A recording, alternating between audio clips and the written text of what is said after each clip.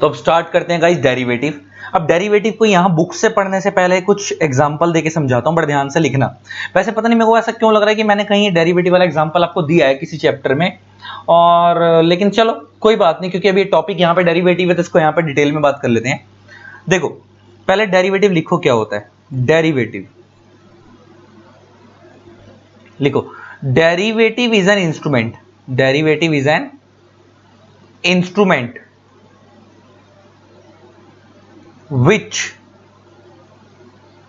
does not have its own value,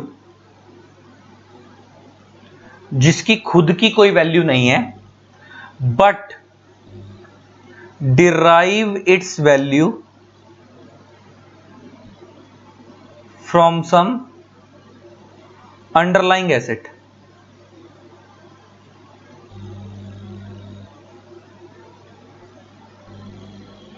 तो derivative क्या है, एक इंस्ट्रूमेंट है जिसकी खुद की कोई वैल्यू नहीं है, बट वैल्यू डिराइव की गई है एक अंडरलाइंग एसेट से, सम अंडरलाइंग एसेट। अब एग्जांपल लेके समझाता हूं, बड़े ध्यान से सुनते चलना। अच्छा इसके एग्जांपल में क्या लिखोगे, एग्जांपल में लिख सकते हो ऑप्शंस। ऑप्शंस में भी होते हैं कॉल ऑप्शन, पुट ऑप्शन। क्या होते हैं अभी बताऊंगा तुम्हारे टॉपिक में है, तुम्हारे कोर्स में है। Call option, put option, futures etcetera. Options, futures derivative के एग्जांपल होते हैं। क्या होते हैं भी इनके बारे में बात करेंगे। पहले लिटरली डेरिवेटिव समझते हैं। वैसे अब अभी अपने ऊपर आईडीआर जो समझा वो भी डेरिवेटिव ही था, फिर भी समझाता हूं तुम्हारे को, जरा देखो एग्जांपल लेके बात करते हैं। मान लो एक पर्सन है जो कि जूलर है, ज्वेलरी बेचता है, ये सोना बेचता है। मान लो एक पर्सन है मिस्टर ए, ये इससे ना ज्वेलरी परचेस करना चाहता है, ज्वेलरी परचेस करना चाहता है, लेकिन आज नहीं करना चाहता, ये करना चाहता है after 6 months. After 6 months jewellery purchase करना चाहता है, after 6 months, after 6 months purchase करना चाहता है। अच्छा इस टाइम पे मान लेते हैं 10 ग्राम गोल्ड जो है, एग्जाम्पल लेके बात करते हैं, 50,000 रुपए का है, मतलब 1 तोला। आपको पता नहीं 1 तोला 10 ग्राम होता है। तो मान लेते हैं इस टाइम पे टुडे मतलब आज, 1 तोले का जो रेट है वो कितना है, 50,000 रुपए। तो मिस्टर ए अगर चाहे तो वो 50,000 रुपए के हिसाब से आज ही ज्वेलरी खरीद सकता है ज्वेलर से। मान लो मिस्टर ए को 100 ग्राम सोना चाहिए, मतलब उसको 10 तोला सोना चाहिए, तो वो चाहे तो आज भी खरीद सकता है। लेकिन ना उसको आज दिक्कत ये है कि उस पर उतने पैसे नहीं है जितने की वो खरीदना चाहता है। और मान लो मिस्टर ए की डॉटर की मैरिज है 6 महीने बाद, मान लेते हैं मिस्टर ए की डॉटर की मैरिज है 6 महीने बाद, तो उसको 6 महीने बाद ही उस सोने की जरूरत पड़ेगी, अभी जरूरत नहीं है। लेकिन मिस्टर ए के ना कहीं आपको पता सोने का प्राइस बढ़ता घटता रहता है। तो मिस्टर ए के ना मन में कहीं ना कहीं एक बात खटक रही है, यार अगर 6 महीने बाद सोने का प्राइस बढ़ गया तो क्या करूंगा मैं। मिस्टर ए को लग रहा है कहीं सोना 60,000 रुपए तोला हो गया 6 महीने बाद तो, या 70,000 रुपए तोला हो गया तो मिस्टर ए ने ना इस ज्वेलर से जाके एक डील कर ली। इस ज्वेलर से जाकर क्या कर ली, एक डील कर ली, जिसमें उसने ये बोला, डील में क्या करा उसने कि भाई मैं तेरे से आफ्टर 6 मंथ्स सोना परचेस करूंगा, 6 मंथ्स गोल्ड परचेस करूंगा, जो कि कितने पे परचेस करूंगा, तेरे से मैं परचेस करूंगा 10 ग्राम इज इक्वल टू 60,000 के हिसाब से। भले ही उस टाइम मार्केट में सोना 70,000 रुपए का हो गया हो, 65,000 का हो गया हो, जितने मर्जी का हो गया हो, ये कितने में देगा, 60 में देगा। ये कितने में देगा, ज्वेलर 60 में देगा। अब ज्वेलर पागल तो है नहीं, कोई भी ज्वेलर पागल तो होगा नहीं, वो कहेगा कि भाई मेरी शक्ल पे पागल लिखा है कि मैं तेरे को 6 महीने बाद सोना 60,000 रुपए के रास्ते दे दूंगा, भले 70,000 का हो। तो कोई भी ऐसे मानेगा तो है नहीं।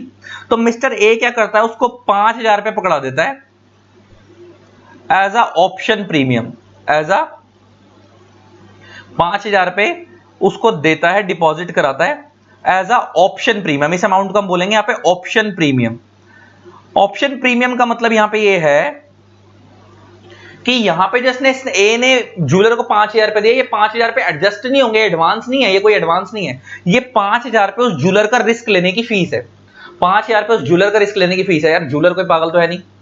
तुमने उसको बोल दिया कि 6 महीने बाद मैं तेरे से सोना लूंगा, भले मार्केट में 70 का हो, 75 का हो, 62 का हो, 65 का हो, जितने मर्जी का हो, मैं तेरे से 60,000 के हिसाब से लूंगा। तो ज्वेलर कहेगा मैं तेरे लिए रिस्क क्यों लूं, है ना, क्यों मैं पागल की तरह तेरे लिए रिस्क लूं, क्या पता वो इतना महंगा हो जाए। तो मिस्टर ए कहता है मैं तेरे को 5,000 रुपये जमा करा रहा हूं, मैं तेरे से लूं ना लूं, मैं तेरे को 5,000 रुपये जमा करा रहा हूं तेरे रिस्क लेने के लिए। अच्छा, ऐसा भी तो हो सकता है कि वो सोना कल को फ्यूचर में 55, फ्यूचर के अंदर वो 60,000 की जगह 55 का ही हो जाए, सस्ता हो जाए, तो ज्वेलर का कोई नुकसान नहीं। ज्वेलर को नुकसान कब होगा, जब वो सोना महंगा हो जाएगा, क्योंकि अभी सोने का रेट 50,000 है, 6 महीने बाद ए की एक्सपेक्टेशन क्या है कि उसको लगता है कि 6 महीने बाद सोने का प्राइस बहुत ज्यादा बढ़ जाएगा, और ज्वेलर को पता नहीं है कि अभी बढ़ेगा या घटेगा। तो ज्वेलर को ये लग रहा है कि प्राइस बढ़ भी सकता है, घट भी सकता है। तो ए के दिमाग में क्या है कि मैं ज्वेलर को होल्ड कैसे करूं।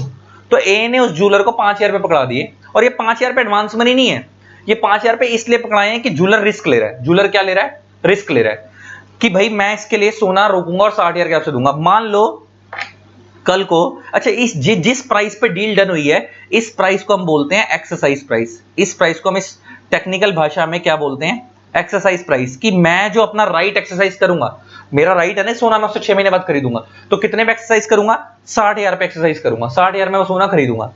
अब मान लो एग्जांपल लेके बात करते हैं, आफ्टर 6 मंथ्स उस गोल्ड का जो रेट हो गया, जो गोल्ड का रेट है वो 63,000 हो गया। 10 ग्राम का जो रेट है वो कितना हो गया, 63,000 हो गया।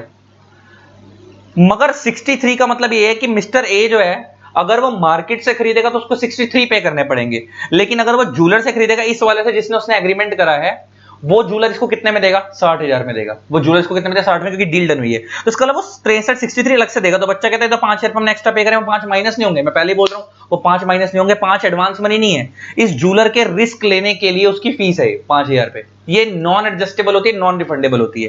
ये जो 5,000 ऑप्शन प्रीमियम होता है, ये नॉन एडजस्टेबल, नॉन रिफंडेबल होता है। ना ये एडजस्ट होगा, ना ये रिफंड होगा। ये जो वो रिस्क ले रहा है उसकी फीस है, ये जो वो ज्वेलर रिस्क ले रहा है उसकी क्या है, फीस।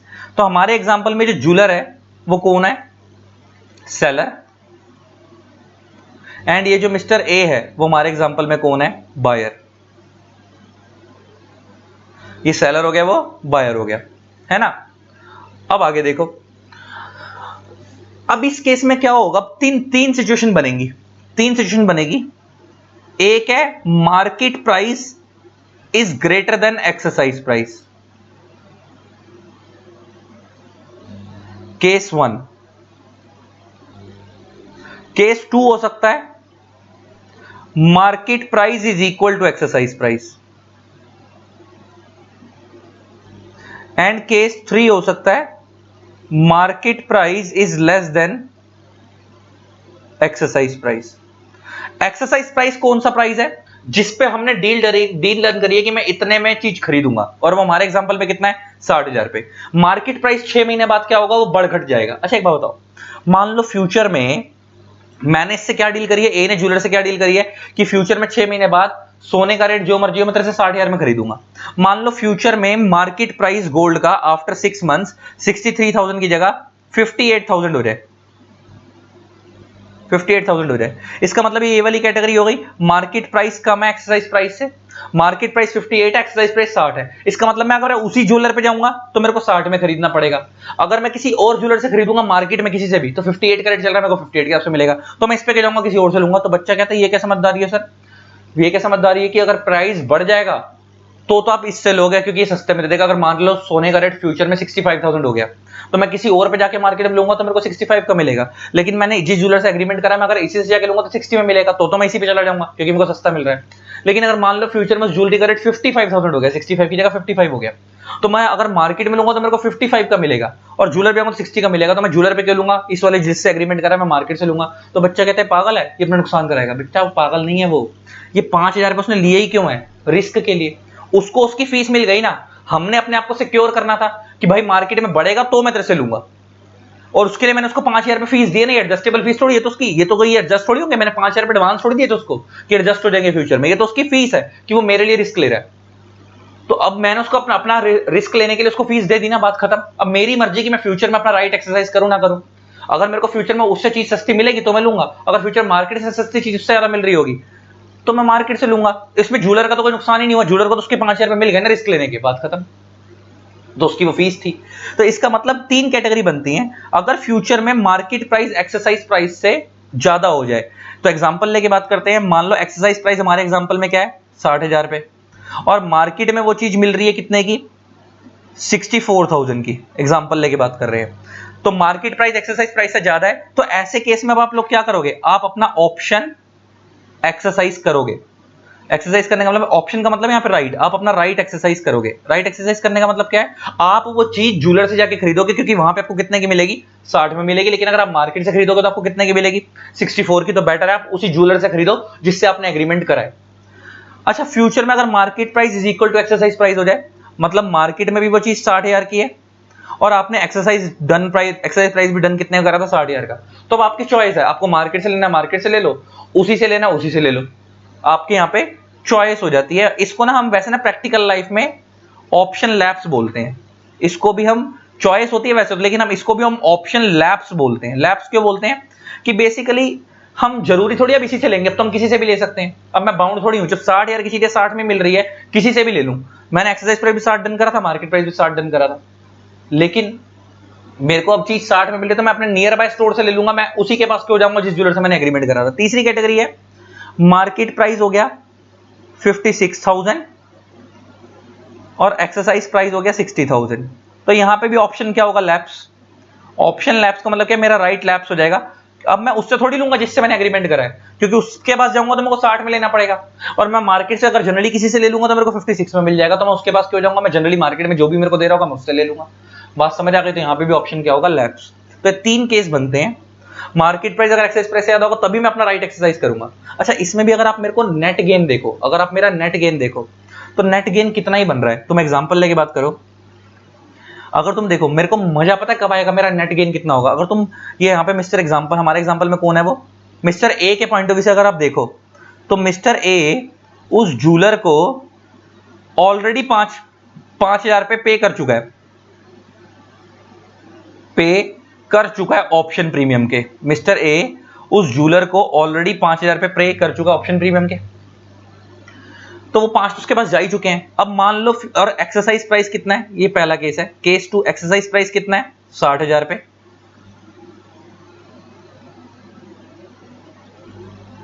मार्केट प्राइस 3 बना देते हैं। मार्केट प्राइस मान लो अगर फ्यूचर में 64,000 हो जाए, 68,000 हो जाए या 70,000 हो जाए, 3 कैटेगरी बन जाए मार्केट प्राइस की, मतलब तीनों ही एक्सरसाइज प्राइस से ज्यादा है। मैं समझाना क्या चाह रहा हूं समझना। अल्टीमेटली अगर तुम मिस्टर ए के पॉइंट ऑफ व्यू से देखोगे तो उसका नेट प्रॉफिट कितने का होगा, तुम ये सोचो।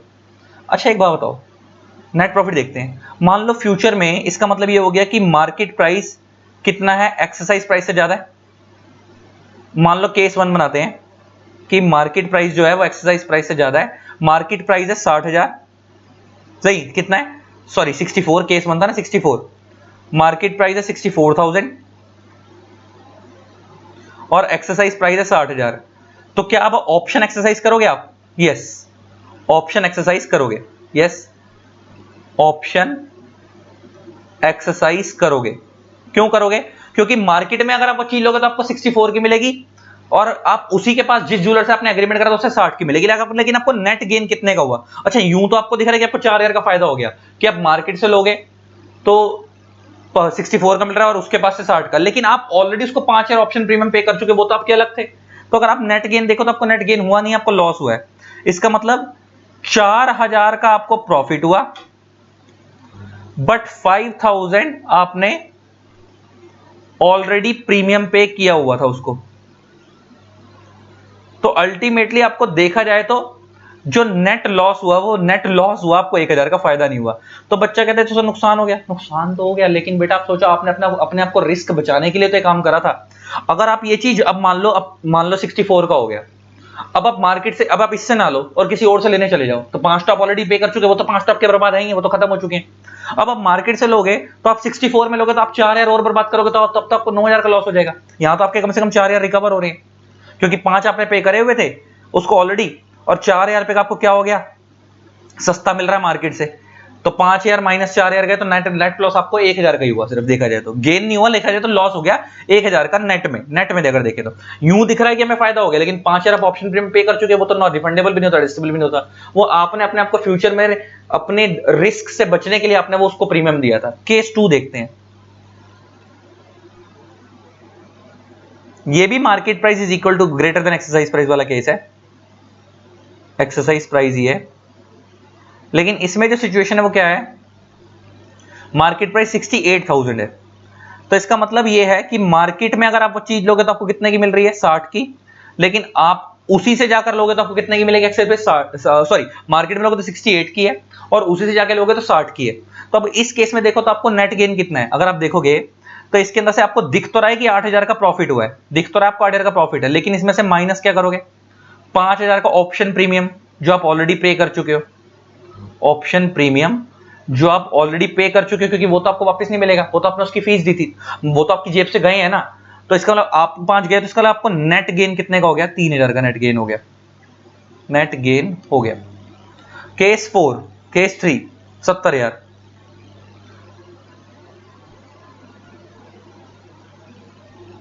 Market price is greater than exercise price,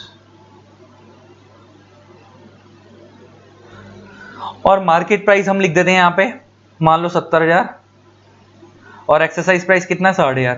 तो अब देखा जाए तो आपको दिख रहा है कि अगर आप मार्केट से लोगे तो 70 का मिल रहा है, लेकिन एक्सरसाइज प्राइस कितने का, 60 का, तो आप उस ज्वेलर से इससे एग्रीमेंट करा तो आपको 60 में मिलेगा। तो देखा जाए तो आपको लग रहा है 10,000 का गेन है, लेकिन वो ऐसा है नहीं।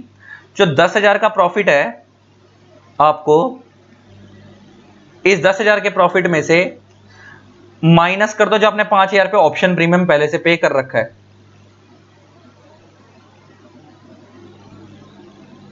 ठीक है। तो माइनस ऑप्शन प्रीमियम करा कितने का, 5,000 रुपए का, तो आपको कितना बच गया, नेट प्रॉफिट कितने का, अल्टीमेटली आपको 5,000 का, ठीक है जी। अब केस एक और बनाए थे, मान लो फ्यूचर में एक्सरसाइज प्राइस आपका हो जाए 55,000 हो जाए, तो ये केस 4 बन गया आपका, ये केस 4 बन गया, जिसके अंदर आपका market price is less than exercise price है। तो मार्केट प्राइस है 55,000, एक्सरसाइज प्राइस कितना है, 60,000। इस केस में अब आप इसका मतलब मार्केट से अगर चीज लोगे तो आपको 55,000 में मिल जाएगी, और अगर आप उसी ज्वेलर से जाके लोगे तो 60 में मिलेगी। तो क्या समझदारी है कि ज्वेलर से जाके लोगे, हम जाएंगे क्यों ज्वेलर पे, हमने उसको 5,000 ऑप्शन प्रीमियम पे कर रखा है, तो हमारी तरफ से काम खत्म हो गया। हमने 5,000 दिया ही क्यों था, कि हमने एक राइट खरीदा है, उसको 5,000 देके हमने क्या खरीदा है, एक राइट खरीदा है कि मैं तेरे पास आऊंगा ही कब, जब मार्केट में चीज महंगी होगी और तेरे पास सस्ती होगी। अगर मार्केट में चीज सस्ती हो गई फ्यूचर में, तो हम मार्केट से ले लेंगे, हम उसके पास क्यों जाएंगे महंगे पे खरीदने में, फिर तो हम मार्केट से ही ले लेंगे।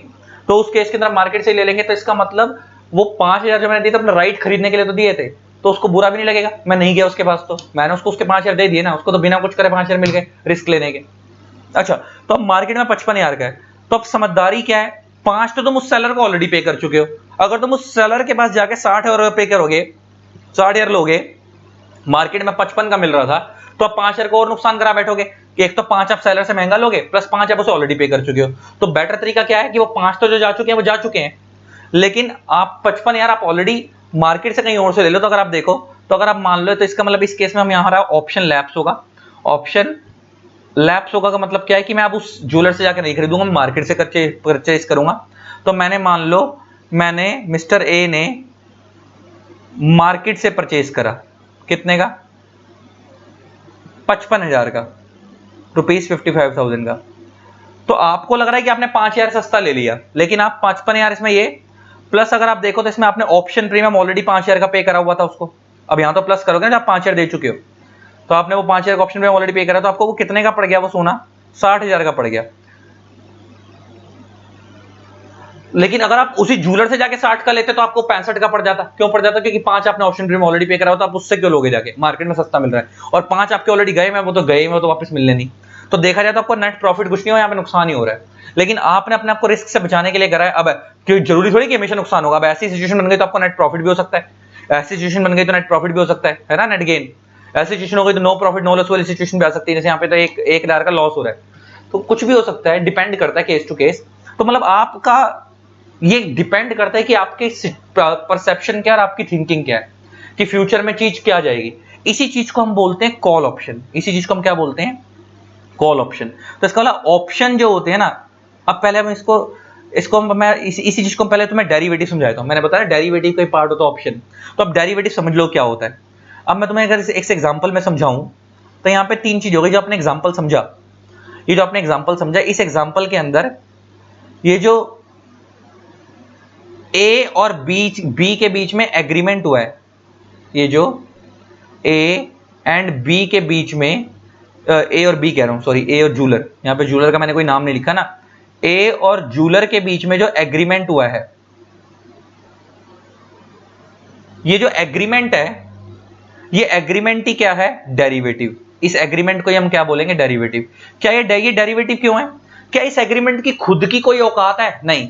इस एग्रीमेंट की जो वैल्यू है, ये जो ए और बी के बीच में क्या हुआ था, आपस में एग्रीमेंट हुआ था, इस एग्रीमेंट की जो वैल्यू है वो किसको बेस बनाई जा रही है? ज्वेलरी को बेस बनाई जा रही है।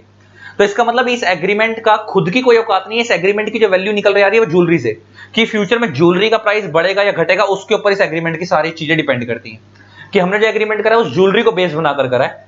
तो इसका इस ज्वेलरी, इस एग्रीमेंट की खुद की कोई वैल्यू नहीं है। इस एग्रीमेंट की वैल्यू किससे डिराइव हो रही है? उस ज्वेलरी से डिराइव हो रही है। तो इसका ए और बी के ज्वेलर के बीच में एग्रीमेंट हो रहा है वो डेरिवेटिव है। और वो जो ज्वेलरी है जिसको बेस बनाकर ये एग्रीमेंट किया जा रहा है कि ज्वेलरी बढ़ेगी, प्राइस बढ़ेगा तो मैं तेरे से ले लूंगा, ये ज्वेलरी इस एग्जांपल में क्या है? Underlying asset. Underlying asset. And जिस प्राइस पे वो ज्वेलरी परचेज की जाएगी,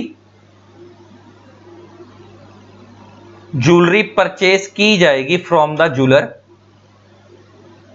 फ्रॉम द ज्वेलर, उसको हम इस एग्जांपल में क्या बोल रहे हैं? Exercise price. उसी को हम क्या बोल रहे हैं? Exercise price. एंड वो जो हमने 4000 पे, सॉरी, एंड वो जो हमने पेमेंट पे करी थी 5000 रुपए की टू ज्वेलर, किस लिए पे करी थी? टू टेक रिस्क, कि वो फ्यूचर में हमारे को उतने में प्रोवाइड करेगा भले जितने मर्जी की हो। That is called option premium. उसी को हम क्या बोल रहे थे? Option premium. तो ये सारी टेक्निकल वर्डिंग थी जो वर्ड यूज हो रहे हैं। और फिर मैंने तुम्हारे को सिचुएशन बताई थी कि अगर फ्यूचर में मार्केट प्राइस एक्सेल प्राइस से ज्यादा होगा तो हम क्या करेंगे, मार्केट प्राइस एक्सेल प्राइस के बराबर होगा तो हम क्या करेंगे, और मार्केट प्राइस एक्सेल प्राइस से कम होगा तो हम क्या करेंगे। तुम्हें समझाई दिया। तो अब डेरिवेटिव की डेफिनेशन पढ़ना। Derivative instrument. इंस्ट्रूमेंट का मतलब क्या है? एक डॉक्यूमेंट। जैसे हमारे एग्जांपल में वो डॉक्यूमेंट क्या है? एग्रीमेंट, जो किसके बीच में हो रहा है? ए के बीच में और ज्वेलर के बीच में। Which does not have its own value, इसकी खुद की कोई औकात नहीं है, but derive its value from some underlying asset. वो उसकी वैल्यू, वो अंडरलाइंग किसी एसेट को बेस बनाया गया, उसके बेस पर उसकी वैल्यू डिराइव की जा रही है। हमारे एग्जांपल में एसेट क्या है? वो ज्वेलरी। इस ज्वेलरी का प्राइस बढ़ेगा या घटेगा उसके बेस पे वो एग्रीमेंट किया जा रहा है। तो अंडरलाइंग एसेट क्या है? वो ज्वेलरी हमारे एग्जांपल में। और जैसे ऊपर अब जब तुमने आईडीआर वाला एग्जांपल पढ़ा था, आईडीआर इंडियन डिपॉजिटरी रिसीट वाला, उसमें क्या था? वहां पे जो इंडियन डिपॉजिटरी रिसीट है वो एक कागज था। वही कागज क्या है? एक डेरिवेटिव है। उसकी खुद की कोई औकात नहीं है। उसकी वैल्यू किससे ड्राइव करी जा रही है? शेयर्स से। वहां पे वैल्यू, वहां पे अंडरलाइंग एसेट क्या थे? शेयर्स। यहां पे अंडरलाइंग एसेट क्या है? ज्वेलरी। यहां पे अंडरलाइंग एसेट क्या है? Jewellery. So this is derivative. सो ये था डेरिवेटिव। ठीक है। अब डेरिवेटिव भी ना दो तरीके के होते हैं। मतलब डेरिवेटिव में मैंने तुम्हारे को ना ऑप्शंस आते हैं, फ्यूचर्स आते हैं। अब मैं तुम्हारे को समझाता हूं, ऑप्शन भी दो तरीके के होते हैं। ऑप्शंस दो तरीके के होते हैं। एक होता है कॉल ऑप्शन, एक होता है पुट ऑप्शन। ऑप्शंस दो तरीके के होते हैं। अभी आगे आएगा लेकिन मैं तुम्हें अभी करा रहा हूं साथ साथ ही। एक होता है कॉल ऑप्शन,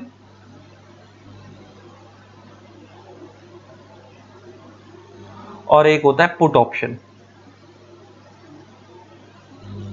अब ये कॉल ऑप्शन पुट ऑप्शन क्या होते हैं, मैंने बहुत डिटेल में ना एक एनालिसिस करके अपनी एक नोटबुक में लिखे थे। मैं तुम्हें लिखवा रहा हूं, साथ साथ लिखना। मैं पहले लिखवा रहा हूं, बाद में समझेंगे। पहले सिर्फ लिख लो, फिर समझेंगे बाद में। इसको लिखो।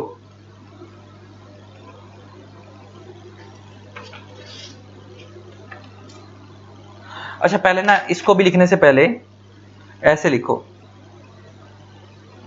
ऑप्शन के अंदर ना दो पार्टीज होती हैं।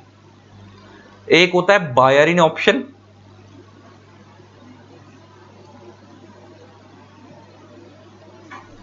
और एक होता है writer in option.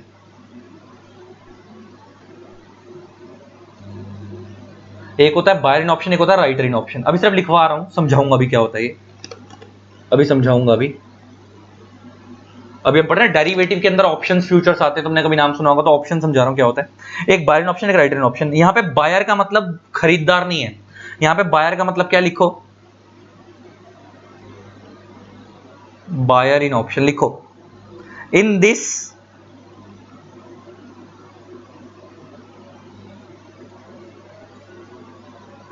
Buyer will not be treated as a person,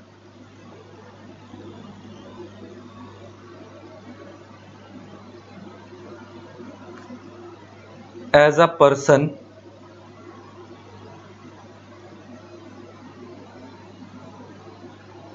who purchase something।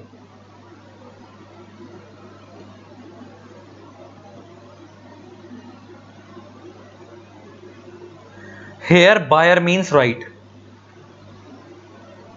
here buyer means right, खरीदने का अधिकार, आपका अधिकार है। और राइटर क्या है, राइटर क्या है, in this writer is a person, in this writer is a person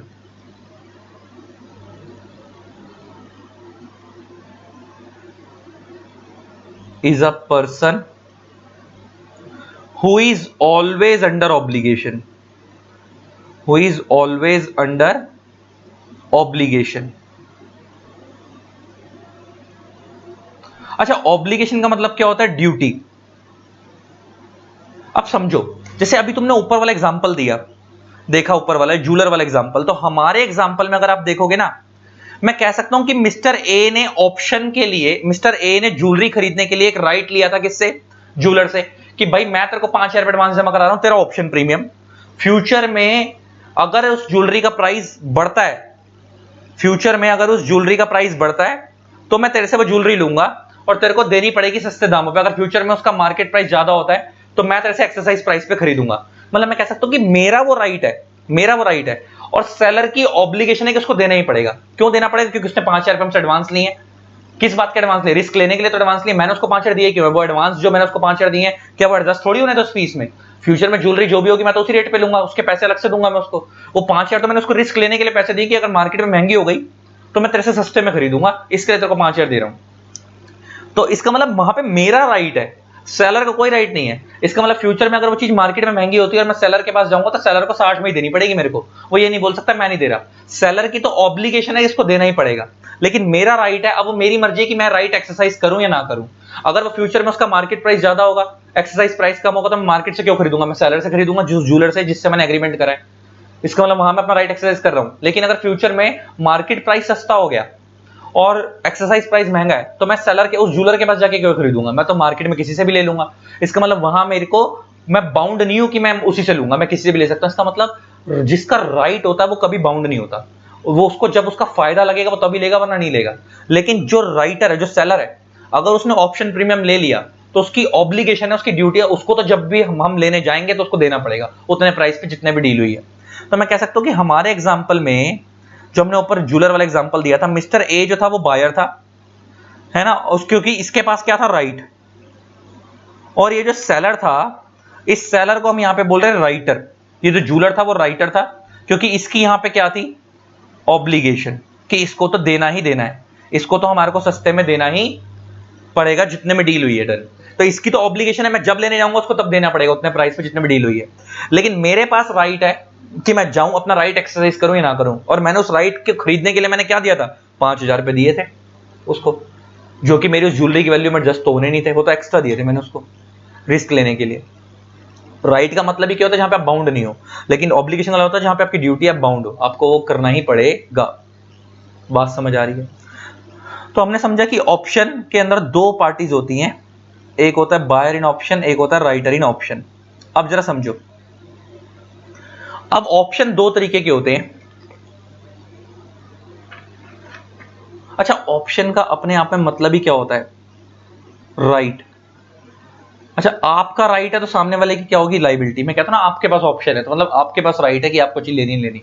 mummy कहती है कि तेरे को ये लेना है या ले लेना, ले बता दे, तेरे पास ऑप्शन है। तो मैं ऑप्शन वाला क्या, मेरे पास राइट है कि मैं इसको लूँ या उसको लूँ। मम्मी मेरे को थोप नहीं रही, मम्मी मेरे को राइट दे रही है। तो ऑप्शन का मतलब ही क्या होता है, राइट। तो ऑप्शन दो तरीके के होते हैं, एक होता है ऑप्शन में दो पार्टी होती हैं, एक होता है बायर इन ऑप्शन, एक होता है राइटर इन ऑप्शन। जो बायर है उसके पास राइट है कि वो उस पर वो चीज लेगा लेगा, लेकिन जो हियर बायर मींस राइट, और राइटर का मतलब क्या है, ऑब्लिगेशन की उसको उस राइट के लिए, इसके लिए राइट है तो सामने वाले के लिए क्या है, वो ऑब्लिगेशन उसको वो करनी पड़ेगी। अब हम देखते हैं ऑप्शन दो तरीके के होते हैं, लिखो टाइप्स ऑफ ऑप्शंस।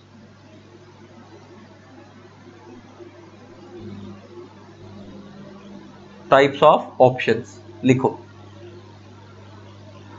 एक होता है कॉल ऑप्शन, एक होता है पुट ऑप्शन।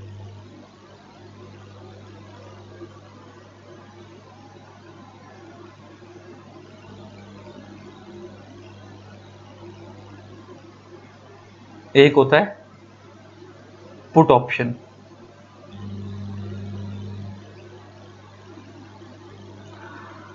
कॉल ऑप्शन क्या है और पुट ऑप्शन क्या है, जरा देखो। कॉल ऑप्शन एक हो गया, कॉल ऑप्शन में दो पार्टी होती हैं, एक होता है बायर इन कॉल और एक होता है राइटर इन कॉल। और पुट ऑप्शन में भी दो पार्टीज होती हैं, एक होता है बायर इन पुट, एक होता है राइटर इन पुट। एक होता है बायर इन पुट और एक होता है राइटर इन पुट। अच्छा, अभी मैंने तुम्हारे को बताया बायर का मतलब यहां पे वो खरीदार नहीं है, बायर का मतलब होता है राइट। यहां पे क्या है, राइट। कॉल का मतलब होता है बाय, तो मैं कह सकता हूं बायर इन कॉल का मतलब है राइट टू बाय। बायर का मतलब मैंने क्या बताया, राइट, और कॉल का मतलब क्या होता है, बाय। तो राइट टू बाय, तो इसका मतलब जब मैं कॉल ऑप्शन के अंदर बायर हूं, कॉल ऑप्शन का मतलब है मैं किसी चीज को खरीदने का अधिकार ले रहा हूं, राइट टू बाय ले रहा हूं कि फ्यूचर में चीज बढ़ेगी तो मैं खरीदूंगा। तो जो ऊपर आपने एग्जांपल समझा था जूलर वाला, क्या वो कॉल ऑप्शन का एग्जांपल था। कॉल ऑप्शन के अंदर क्या होता है कि जहां पे मेरी एक परसेप्शन होती है कि फ्यूचर में इस चीज का प्राइस मार्केट में बढ़ जाएगा, तो वो मार्केट से मेरे को महंगा ना लेना पड़े, इसलिए मैं सामने वाले सेलर से पहले ही डील कर देता हूं कि भाई इतने में तू मेरे को चीज बेचेगा, मार्केट में जितने मर्जी का हो मेरे को फर्क नहीं पड़ता, मार्केट में अगर महंगा भी होगा मैं तू मेरे को 60 में ही देगा, जो हमने ऊपर पढ़ा था। तो मैं कह सकता हूं कि मैं बायर इन कॉल था। बायर इन कॉल का मतलब क्या था कि मेरे पास राइट टू बाय था। कॉल ऑप्शन, कॉल का मतलब क्या होता है, राइट किस चीज का, बाय करने का। तो बायर इन कॉल का मतलब बाय, और बायर का मतलब यहां पे क्या है, राइट। तो राइट टू बाय, मेरे पास राइट टू बाय था किसी चीज को खरीदने का। अच्छा, और राइटर इन कॉल का मतलब क्या होता है, राइटर का मतलब होता है ऑब्लिगेशन। तो राइटर इन कॉल का मतलब हो गया obligation to sell, obligation to sell. तो यहां पे इस इधर इस कॉल शब्द को मतलब नहीं निकालेंगे क्योंकि मेन हमारा फोकस इससे है। तो जो एक हम इससे मतलब निकालेंगे, अगर एक इस बायर इन कॉल मतलब यहां पे इसका राइट है तो सामने वाले की क्या हो जाएगी, ऑटोमेटिक ऑब्लिगेशन किस चीज की, इसका खरीदने का अधिकार है, सामने वाले की ऑब्लिगेशन किस चीज की हो जाएगी, बेचने की। तो इसकी हो जाएगी ऑब्लिगेशन टू सेल। तो जरा इसको देखो, तो यहां पे इसका मतलब लिखो, that is buyer in call means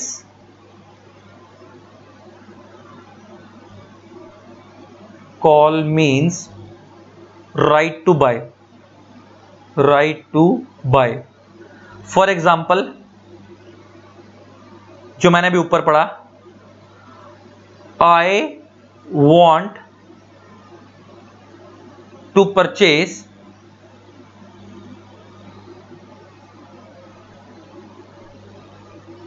jewelry after 6 months at a specified price।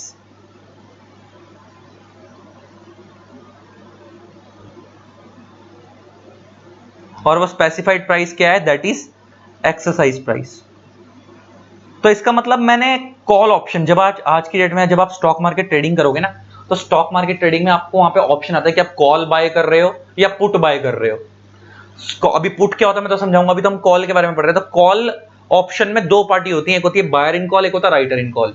Buyer in call का मतलब है जिसके पास किसी चीज के खरीदने का अधिकार है, और राइटर इन कॉल का मतलब है कि उसकी ऑब्लिगेशन है कि उसको वो चीज बेचनी पड़ेगी। और राइटर इन कॉल बदले में क्या लेता है, प्रीमियम लेता है। जब भी हमने ऊपर एग्जांपल समझा था वो बेसिकली कॉल ऑप्शन का एग्जांपल था, डेरिवेटिव तो था लेकिन डेरिवेटिव का ही पार्ट क्या होता है, ऑप्शन फ्यूचर्स। तो ऑप्शन में कौन सा ऑप्शन था, ये कॉल ऑप्शन था, जो हम समझ रहे थे कि यहाँ पे मिस्टर ए ने अपने फेवर में एक राइट क्रिएट करवाया है, तो इसका मतलब इसके पास कॉल ऑप्शन है कि फ्यूचर में इस राइट को कभी भी एक्सरसाइज कर सकता है एक्सरसाइज प्राइस पे, और सामने वाले की ऑब्लिगेशन है कि उसको वो चीज बेचनी ही बेचनी पड़ेगी। उसके बदले में उसने क्या लिया था, ऑप्शन प्रीमियम लिया था। और ये कॉल ऑप्शन कब एक्सरसाइज होता है, अब आपको समझ आ गया, अगर मार्केट प्राइस एक्सरसाइज प्राइस से ज्यादा होगा, मार्केट प्राइस एक्सरसाइज प्राइस से ज्यादा होगा, इसका मतलब मार्केट में चीज महंगी मिल रही है, एक्सरसाइज प्राइस कम था, तो मैं ऑब्वियस सी बात है किससे जाके खरीदूंगा, जिससे मैंने एग्रीमेंट करा है। मार्केट प्राइस एक्सरसाइज प्राइस के बराबर होगा तो मेरी चॉइस है कि मैं कहां से लूं, लेकिन इसका मतलब ऑप्शन लैप्स गिनते हैं हम इसको, क्यों गिनते हैं, क्योंकि मैं उसी के पास क्यों जाऊंगा जिससे मैंने एग्रीमेंट करा था। मार्केट में भी 60 का है, उसके पास भी 60 का है, मैं अपने नियर बाय स्टोर से ले लूंगा। तीसरा है कि मार्केट प्राइस एक्सरसाइज प्राइस से कम है, तो बात ही खत्म हो गई कि मार्केट में चीज सस्ती मिल रही है और जिससे हमने डील करी थी एक्सरसाइज प्राइस पे उससे 60,000 की मिल रही है, तो मैं उससे क्या लूंगा, मैं मार्केट से किसी से भी ले लूंगा, सस्ते में मिल रही है, तो वहां पे भी ऑप्शन लैप्स होगा। तो ऑप्शन वाला जहां पे आप अपना राइट लैप्स कर रहे हो, आपके लिए तो राइट है ना, अब आपकी मर्जी आप उस राइट को एक्सरसाइज करो या ना करो, लेकिन जो राइटर है उसकी तो ऑब्लिगेशन है, मतलब हमारे एग्जांपल में राइटर कौन है, वो जूलर, उसको तो बेचना ही बेचना पड़ेगा। मैं कह सकता हूं कि कॉल ऑप्शन में आप कब आते हो, लिख लो, कुछ नोट डलवाओ यहां पे, नोट कुछ नोट डालो 3। ये पहले पुट ऑप्शन भी समझा दूं, पुट ऑप्शन भी समझा दूं, उसके बाद नोट लिखवा दूंगा, कुछ 3-4 नोट डलवाने हैं मेरे को।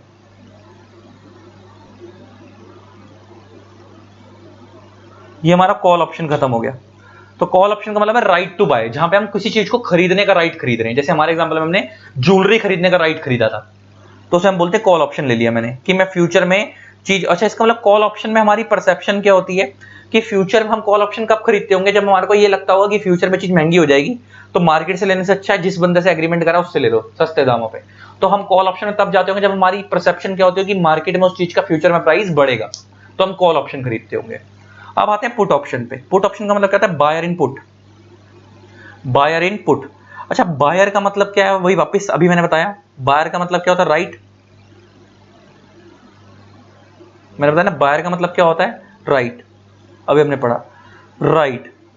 और पुट का मतलब होता है सेल, तो right to sell, right to sell. वहां पे जो आप कोई अधिकार खरीद रहे थे, वो कुछ खरीदने के लिए वहां पे, अच्छा बायर इन कॉल का मतलब क्या है, एक ऐसा बंदा जो एक राइट खरीद रहा है फ्यूचर में किसी चीज को खरीदने का। यहां पे भी आप एक राइट ले रहे हो लेकिन फ्यूचर में किसी चीज को बेचने का राइट ले रहे हो, खरीदने का राइट नहीं ले रहे। अभी एग्जांपल देके बात करूंगा कैसे। राइट टू सेल, और राइटर का मतलब क्या होता है, ऑब्लिगेशन, तो इसका मतलब क्या होगी, ऑब्लिगेशन टू बाय। अगर इसकी राइट है सेल करने का, तो उसकी ऑब्लिगेशन किस चीज की होगी, बाय करने की, इसी की उल्टी, इसी की उल्टी। हमको मेन फोकस किस पे रखना होता है, बायर पे, जो बायर करेगा उसका उल्टा कौन करेगा, राइटर। तो बायर कॉल के अंदर क्या करता है, राइट टू बाय, तो ये खरीद रहा है, इसके पास राइट है किस चीज का, खरीदने का, तो जो राइटर होगा वो क्या करेगा, वो चीज बेचेगा। मैं खरीद रहा हूं तो सामने वाला बेचेगा। बायर इनपुट के अंदर मेरे पास राइट है किस चीज का, बेचने का, तो जो राइटर इनपुट होगा उसके पास किस चीज का अधिकार होगा, खरीदने का, कि उसको उसकी ड्यूटी होगी किस चीज की, खरीदने की, अधिकार नहीं होगा, ड्यूटी होगी, उसे खरीदना पड़ेगा। तो इसका एग्जांपल लिखो, that is right to sell, right to sell. अभी मैं इसका एग्जांपल देके समझाता हूं पुट ऑप्शन का। राइट टू सेल कि मेरे पास यहां पे राइट है बेचने का। Example, for example I want to sell my house,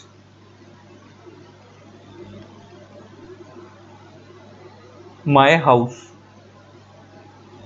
at a specified price, that is exercise price।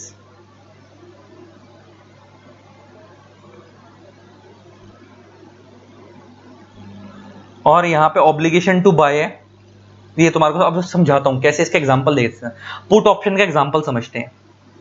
जैसे तुमने वो जो ऊपर एग्जांपल समझा था ना, वो किस चीज का एग्जांपल था, जो तुमने डेरिवेटिव में समझा था, वो था तो डेरिवेटिव ही, लेकिन वो कॉल ऑप्शन का एग्जांपल था। जो जूलर वाला एग्जांपल था वो कॉल ऑप्शन का एग्जांपल था। वहां पे आप राइट ले रहे हो खरीदने का, कि फ्यूचर में अगर चीज बढ़ जाएगी तो मैं तुमसे खरीदूंगा सस्ते दामों पे, तो आप खरीदने का राइट ले रहे हो, तो इसका मतलब वो बायर इन कॉल था। यहाँ पे सर कौन था, बायर इन कॉल, और जूलर कौन था, राइटर इन कॉल। तो ये कॉल ऑप्शन का एग्जांपल था। ये जो एग्जांपल था ये कौन सा एग्जांपल था, कॉल ऑप्शन का एग्जांपल था। अब तुम्हारे को मैं पुट ऑप्शन का एग्जांपल देने जा रहा हूं। पुट ऑप्शन का एग्जांपल देने जा रहा हूं। मान लो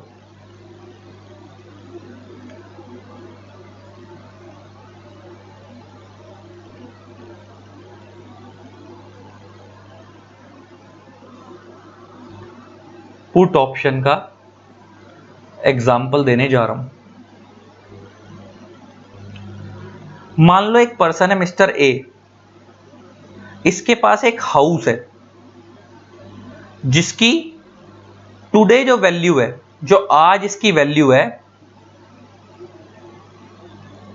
वो 1 करोड़ रुपए है, वो 1 करोड़ रुपए है। इसको ये लग रहा है इसको अपना मकान बेचना है, इसको मगर मकान अभी नहीं बेचना, 6 महीने बाद बेचना है। इसको ये लग रहा है कि फ्यूचर में इसका मकान का प्राइस गिर सकता है, सस्ता हो सकता है, मतलब इसको ये नहीं लग रहा महंगा होगा ये प्राइस, इसके पास ये चीज ऑलरेडी है, इसको ये लग रहा है कि फ्यूचर में चीज सस्ती हो सकती है। आज ये 1 करोड़ की बिक रही है लेकिन आज ये बेचना नहीं चाहता, इसको लग रहा है फ्यूचर में 80 लाख की हो जाएगी। इसको क्या लग रहा है फ्यूचर में कितने की हो जाएगी, 80 लाख की हो जाएगी या 90 लाख की हो जाएगी, इसको ऐसा लग रहा है। और अभी इसके लिए 1 करोड़ और अभी ये बेचना नहीं चाहता, ये बेचना कब चाहता है, 6 महीने बाद। तो मान लो इसने एक मिस्टर बी से एग्रीमेंट करा, ए और बी ने आपस में एग्रीमेंट करा। किस चीज का एग्रीमेंट करा, ध्यान से सुनना, कि भाई ये मेरा हाउस है, मैं इसको आफ्टर 6 मंथ सेल करूंगा, आफ्टर 6 मंथ सेल करूंगा, और तू मेरे साथ एग्रीमेंट कर ले कि तू मेरा ये मकान फ्यूचर में खरीदेगा और तू मेरे को इस फ्यूचर में इस मकान के बदले में 95 लाख रुपीस पे करेगा। मतलब उसको लग रहा है कि फ्यूचर में इसका प्राइस गिर सकता है, इसको तो उम्मीद थी कि 80-90 के आसपास गिरेगा, तो इसने 95 लाख में डील डन कर ली। इसका मतलब ये 95 लाख में डील डन करने का मतलब ये है कि फ्यूचर में अगर मान लो ये जो मकान की कीमत है मान लो 90 लाख हो गई, तो अगर ये मिस्टर ए उसे मार्केट में जाके बेचेगा तो 90 मिलेंगे, लेकिन मिस्टर बी उसे कितना दे देगा, 95 दे देगा, 95 दे देगा। मान लो मिस्टर ए की मकान की वैल्यू 6 महीने बाद 80 लाख हो गई, तो मार्केट में बेचेगा तो कितने मिलेंगे, 80 मिलेंगे, लेकिन मिस्टर बी उसे कितने दे देगा, 95 दे देगा। तो मिस्टर ए इसको यहां पे भी प्रीमियम देगा, यहां पे भी उसे एक प्रीमियम पे करेगा, क्योंकि मिस्टर बी तुम्हारे लिए रिस्क ले रहा है, तो यहां पे भी एक प्रीमियम पे करेगा। और मान लो उसने प्रीमियम यहां पे कर दिया 5 लाख का, यहां पे प्रीमियम भी बढ़ा जाएगा ना, क्योंकि बड़ा रिस्क है, तो 5 लाख का हमने प्रीमियम पे कर दिया। तो जो 5 लाख का प्रीमियम हमने पे करा है ये एडजस्टेबल अमाउंट नहीं है, ये कोई एडवांस पैसा नहीं है, ये वही उसके रिस्क लेने की फीस है जो तुमने ऊपर पढ़ी थी, रिस्क लेने की फीस है, ये तो उसकी फीस हो गई कि वो तुम्हारे लिए रिस्क ले रहा है मिस्टर बी। अच्छा, इसका मतलब मैंने जब ये 5 लाख रुपए इसको पे करे मिस्टर बी को, तो मैंने यहां पे राइट खरीदा है, एक राइट लिया किस चीज का, राइट टू बाय लिया, राइट टू सेल लिया। मैंने यहां पे राइट टू सेल लिया है कि फ्यूचर में भाई मैं तेरे को ये मकान बेचूंगा 95 में, मार्केट में जितने मर्जी का हो, मार्केट में जितने मर्जी का हो, मैं तेरे को कितने में बेचूंगा, 95 लाख में। तो मैंने यहां पे राइट टू बाय नहीं लिया, राइट टू सेल लिया। अच्छा, ऊपर ज्वेलरी वाले एग्जांपल में मेरी परसेप्शन ये थी कि ज्वेलरी का प्राइस फ्यूचर में मार्केट में बढ़ जाएगा, तो मैं मार्केट से लूंगा तो महंगी मिलेगी, इसी से एग्रीमेंट कर लो सस्ती मिलेगी। तो वहां पे मैंने एग्रीमेंट कुछ खरीदने के लिए करा था, बेचने के लिए नहीं करा था। वहां मैं ज्वेलरी खरीद रहा था, यहां मैं मकान खरीद नहीं रहा हूं, बेचने के लिए कर रहा हूं। और यहां पे मेरी जो परसेप्शन है वो ये नहीं है कि मार्केट में प्राइस बढ़ेगा, उस मेरे को ये है कि मेरे को डर है कि फ्यूचर में इसका प्राइस घटेगा और मार्केट में सस्ते दामों पे बेचनी पड़ेगी, इसलिए पहले एग्रीमेंट कर लेता हूं, प्राइस फिक्स कर लेता हूं कि ये तो मेरे से बी खरीदेगा। और उसके बदले में मैंने मिस्टर बी को क्या दे दिया, 5 लाख रुपए का प्रीमियम दे दिया। तो मैं कह सकता हूं कि यहां पे मैंने राइट टू सेल खरीदा है, यहां पे मैंने क्या खरीदा है, राइट खरीदा है, किस चीज का, बेचने का राइट खरीदा है, कि फ्यूचर में इसको खरीदना ही पड़ेगा। और ये जो 95 लाख है ये एक्सरसाइज प्राइस है, ये क्या है, एक्सरसाइज प्राइस है, ये एक्सरसाइज प्राइस हो गया। अब इसमें भी 3 सिचुएशन बनेंगी, पुट ऑप्शन के अंदर 3 सिचुएशन क्या बनेंगी मैं तुम्हारे को समझाता हूं, समझना बड़े ध्यान से।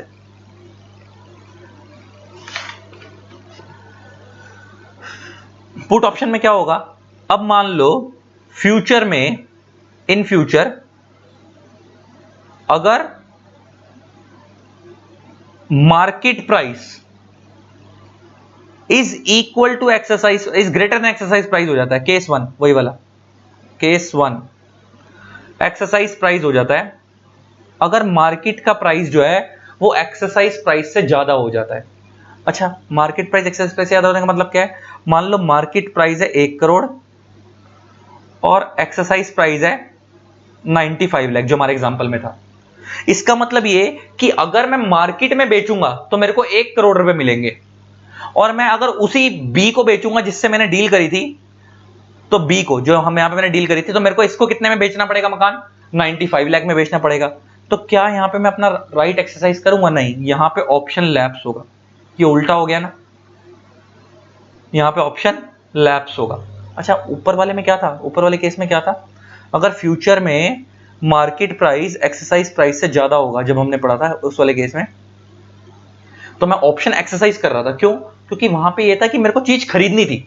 तो अच्छा, तुम अपने एंगल से सोचो, तुम सबको गोली मारो नॉर्मल दिमाग से।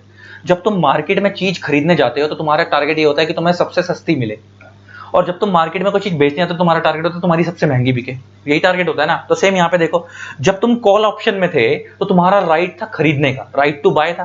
तो तुम्हारी टारगेट ये था कि तुम्हारे को मार्केट में चीज सस्ती से सस्ती मिले। तो अगर मार्केट में चीज, मार्केट प्राइस ज्यादा है और एक्सरसाइज प्राइस कम है, तो मतलब मार्केट में तुम्हें महंगी मिल रही है और जिससे तुमने डील करी है उससे सस्ती मिल रही है, तो तुम अपना ऑप्शन एक्सरसाइज करोगे ऊपर वाले केस में, क्योंकि तुम्हारा चीज खरीदनी है, जहां सस्ती मिल रही होगी वहां बेचोगे, वहां खरीदोगे। यहां पे तुम्हें चीज बेचनी है तो तुम्हें जहां पैसा ज्यादा मिलेगा वहां बेचोगे। तो मार्केट में तुम्हारा जो प्राइस उसका प्रॉपर्टी का मिल रहा है वो 1 करोड़ मिल रहा है, और एक्सरसाइज प्राइस तुमने डील डन करी है वो 95 लाख पे करी है, तो तुम मार्केट में क्यों, मार्केट में ही तो बेचोगे, उसको क्यों बेचोगे जिससे डील डन करिए। तो यहां तुम्हारा ऑप्शन लैप्स हो जाएगा, यहां तुम अपनी वो चीज उसको नहीं बेचोगे। ये उसका उल्टा हो गया, कॉल ऑप्शन का उल्टा हो गया। केस 2, अगर फ्यूचर में market price is equal to exercise price हो जाए, वही वाली बात हो गई। मतलब मार्केट में लोगे तब भी 95 लाख का है, मार्केट में बेचोगे तब भी 95 लाख का बिकेगा, और एक्सरसाइज प्राइस भी कितना, 95 लाख। अगर उस बंदे को बेचोगे जिससे डील करिए तब भी 95 का ही बिकेगा। तो यहां पे भी बेसिकली ऑप्शन लैप्स ही होगा, क्योंकि यहां पे आपकी क्या है, चॉइस है। अब आप जरूरी थोड़ी है कि उसी को बेचोगे जिससे एग्रीमेंट करा, जो आसपास बंदा खरीदने को तैयार है उसको बेच दोगे, उसके पास क्यों जाओगे। ऑप्शन लेस होगा क्योंकि आपके पास चॉइस है टू सेल एनीवन, किसी को भी बेचो। तीसरी category, category 3, case 3, market price is less than exercise price. मान लो मार्केट के अंदर वो चीज हो गई 80 लाख की, वो मकान की वैल्यू हो गई 80 लाख, और एक्सरसाइज प्राइस कितने पे डन हुआ है, 95 लाख पे। इसका मतलब ये हो गया, अरे यार मैं 95 लाख लिखना था ना, मैंने गलती से 1000 लिख दिया, 80 लाख, और एक्सरसाइज प्राइस कितने पे डन हुआ है, 95 लाख पे। इसका मतलब ये कि मार्केट में बेचोगे तो 80 लाख की बिकेगी, और अगर जिससे डील डन करी है आपने, अगर आप उसी को बेचोगे तो वो आपसे 95 में खरीदेगा। इसका मतलब अब आप अपना ऑप्शन एक्सरसाइज करोगे, अब आप अपना ऑप्शन एक्सरसाइज करोगे, क्योंकि मार्केट में बेचोगे तो महंगी बिकेगी, सस्ती बिकेगी, और जिससे डील डन करी उससे पैसा ज्यादा मिलेगा। इसका मतलब मैं कह सकता हूं टोटली कॉल ऑप्शन का उल्टा हो गया, क्योंकि कॉल ऑप्शन और पुट ऑप्शन में फर्क ही यही है कि कॉल ऑप्शन में आप किस नजरिए से देखते हो कि आपको कोई चीज खरीदनी है, और सीधा दिमाग में बिठा लो, जब आपको खरीदनी होती है तो आपका टारगेट ये होता है कि आपको सस्ती से सस्ती मिले। और पुट ऑप्शन में आप किस नजरिए से देखते हो कि आपको चीज बेचनी है, और जब आप बेचनी है तो आप ये देखोगे कि आपको ज्यादा से ज्यादा पैसा कहां से मिल रहा है। और कॉल ऑप्शन के अंदर आप कोई चीज खरीद रहे हो तो आप ये देखोगे कहां से कम चीज में पैसे में चीज मिल रही है। तो इसलिए वहां पे सिचुएशन उल्टी थी, यहाँ पे सिचुएशन उल्टी थी। वहां पे आपने देखा था कि अगर मार्केट प्राइस एक्सरसाइज से ज्यादा होगा तो आप ऑप्शन एक्सरसाइज कर रहे थे, यहाँ पे ऑप्शन लैप्स हो जाता है, क्योंकि वहां पे आपकी जो इंटेंशन थी कि मार्केट में आप खरीद रहे थे, तो मार्केट में अगर चीज महंगी मिल रही है और एक्सरसाइज प्राइस कम है तो आप एक्सरसाइज प्राइस करोगे ना, इसलिए वहां पे ऑप्शन एक्सरसाइज हो जाता है। यहाँ पे आपको चीज बेचनी है तो मार्केट में चीज महंगी बिक रही है और जिससे डील डन करी उससे सस्ती बिक रही है, तो मार्केट में बेचोगे उसको क्यों बेचोगे, इसलिए यहाँ पे ऑप्शन लैप्स हो जाता है। इसका मतलब मैं कह सकता हूं, अब मैं कुछ नोट डलवाने जा रहा हूं, नोट लिखो, नोट इन कॉल ऑप्शन। अच्छा, मैं कह सकता हूं इस एग्जांपल के अंदर जो हमने एग्जांपल समझा, यहां पे जो मिस्टर ए है वो बायर इनपुट है। बायर इनपुट का मतलब क्या है, इसके पास राइट टू सेल है, इसका तो राइट है टू सेल कि ये तो बेचेगा। अब इसकी मर्जी है कब बेचेगा, वो इसकी मर्जी है। और ये कब बेचता होगा, तुम्हारे को समझ आ गया कि जब मार्केट में पैसे कम मिल रहे होंगे, market price is less than exercise price होगा, मार्केट में पैसे कम मिल रहे होंगे और जिससे डील डन करे उससे पैसे ज्यादा मिल रहे होंगे, जो केस 3 था हमारा, तो अब आप इसको बेचोगे, है ना। तो यहाँ पे आपका राइट है, इसी के लिए तो आपने ऑप्शन प्रीमियम पे करा है इसको 5 लाख रुपए का, ये प्रीमियम पे करा, ऑप्शन प्रीमियम। और जो मिस्टर बी है हमारे एग्जांपल में, वो कौन हो गया, writer input.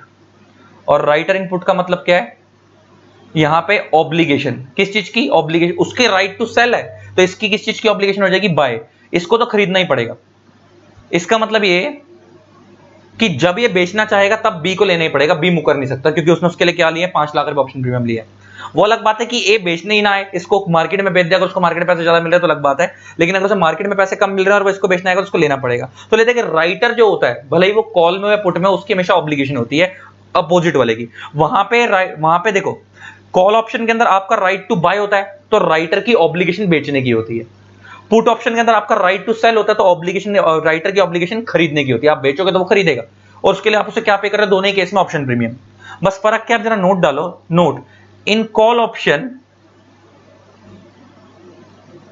Buyer input, in call option लिखो,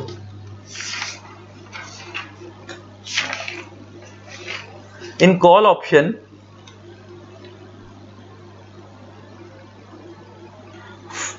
for a buyer in call,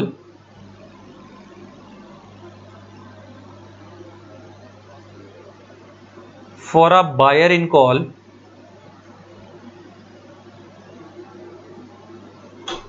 the perceptions are that, the perceptions are that market price will be higher in future। ये नोट 1 है, 3-4 नोट डलवाऊंगा, इस तरह से लिख लो, note 1 higher in future then the exercise price. Call option के अंदर बायर के पास, बायर इन कॉल की परसेप्शन होती है कि जो क्या प्राइस परसेप्शन होती है, perceptions are that the market price future में उस चीज का ज्यादा हो जाएगा एक्सरसाइज प्राइस से। उसको लगता है कि मार्केट में उस चीज का प्राइस बढ़ जाएगा एक्सरसाइज प्राइस से, तो इसलिए मैं पहले डील डन कर लेता हूं कि मार्केट में अगर बढ़ भी जाएगा तो मैं तेरे से सस्ते दामों पे खरीदूंगा, इसलिए हम बायर इन कॉल बनते हैं। तो बायर इन कॉल में हमारी परसेप्शन क्या होती है कि फ्यूचर में हमें वो मार्केट में महंगी मिलेगी, इसलिए हम डील डन कर लेते हैं ताकि हमें सस्ती में मिले, जो जूलर वाला एग्जांपल था। Note 2 input option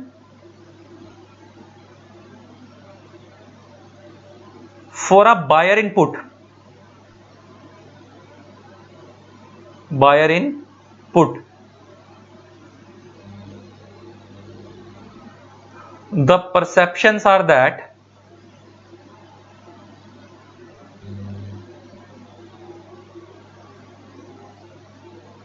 market price will be lower in future than the exercise price। Buyer in put का मतलब है right to sell, buyer in call का मतलब क्या होता है, राइट टू बाय। आप किसी चीज को खरीदने का राइट परचेज कर रहे हो, और बायर इनपुट का मतलब होता है राइट टू सेल, आप किसी चीज को बेचने का राइट खरीद रहे हो। तो बायर इनपुट जो होता है उसकी परसेप्शन ये होती है कि उसको लगता है कि फ्यूचर में वो चीज सस्ती हो जाएगी, तो मार्केट में सस्ती बेचनी पड़ेगी, इससे पहले बेटर है कि डील डन कर लूं कि इतने प्राइस में सामने वाला मेरे से खरीदेगा ही खरीदेगा। तो यहां हमारी परसेप्शन होती है कि फ्यूचर में जो प्राइस है, मार्केट प्राइस होगा, वो लोअर होगा as compare to exercise price, इसलिए हम लोग पहले ही क्या कर लेते हैं, राइट टू सेल खरीद लेते हैं। और उस वाले में हमारी परसेप्शन होती है कि मार्केट में चीज महंगी मिलेगी फ्यूचर में, हम राइट टू बाय खरीद लेते हैं कि हम पहले ही खरीद लेते हैं राइट टू बाय, मतलब हम सस्ते मिलेंगे फ्यूचर में एक्सरसाइज प्राइस पे। केस 3 नोट 3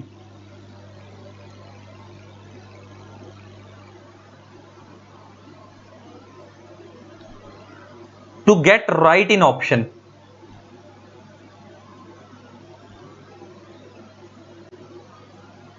भले ही कॉल ऑप्शन हो या पुट ऑप्शन हो, उससे फर्क नहीं पड़ता।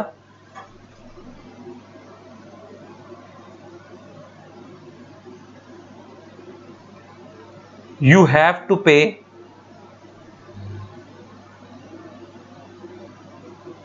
Premium to the writer, writer in option।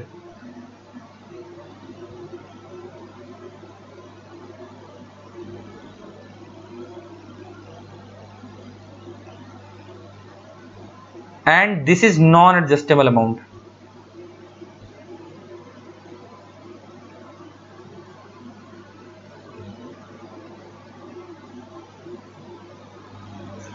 तो इसका मतलब जब आप राइट पुट ऑप्शन लेते हो तो हमने तीनों नोट डाल दिए कि पहला कॉल ऑप्शन में आपकी परसेप्शन क्या होती है कि आपको लगता है, प्रिजम्पशन क्या होती है कि आपको लगता है कि फ्यूचर में प्राइस बढ़ेगा, तो मार्केट से क्यों लूंगा, मैं सस्ते दामों पे ले लूंगा, एक्सरसाइज प्राइस डन कर लेता हूँ। पुट ऑप्शन में आपकी प्रिजम्पशन क्या होती है कि मार्केट में प्राइस घटेगा तो मैं मार्केट में सस्ते में बेचनी पड़ेगी, इससे पहले डील कर लेता हूँ, तो आप राइट टू सेल खरीदते हो। और उस ये राइट लेने के लिए आपको क्या करना पड़ता है, to get right in option, भले कॉल ऑप्शन या पुट ऑप्शन, आपको राइट खरीदने के लिए क्या करना पड़ता है, ऑप्शन प्रीमियम पे करना पड़ता है टू द, किसको पे करना होता है, और राइटर इन ऑप्शन को। और ये जो अमाउंट होता है नॉन एडजस्टेबल अमाउंट होता है, एक एडजस्ट नहीं होता, जो चीज जितने की होगी वो तो होगी। ये तो आप अपना राइट खरीद रहे हो जो, ताकि वो आपके लिए ऑब्लिगेशन बन रही है, मतलब आपके लिए राइट और सामने वाले के लिए ऑब्लिगेशन बन रही है कि उसको तो वो चीज बेचनी पड़ेगी या खरीदनी पड़ेगी जो भी है, तो उसके लिए वो आप उसको राइट खरीदने के लिए आप क्या कर रहे हो, पैसे पे करते हो, इसे हम बोलते हैं ऑप्शन प्रीमियम। ये था पूरा का पूरा एग्जाम्पल। और कॉल ऑप्शन क्या होता है, पुट ऑप्शन क्या होता है, जो तुमने आज तक सुनते आ रहे होगे, कब कॉल ऑप्शन एक्सरसाइज होगा, कब पुट ऑप्शन एक्सरसाइज होगा, पूरा एग्जांपल बना बनाकर डिटेल में मैंने तुम्हारे को समझा दिया है।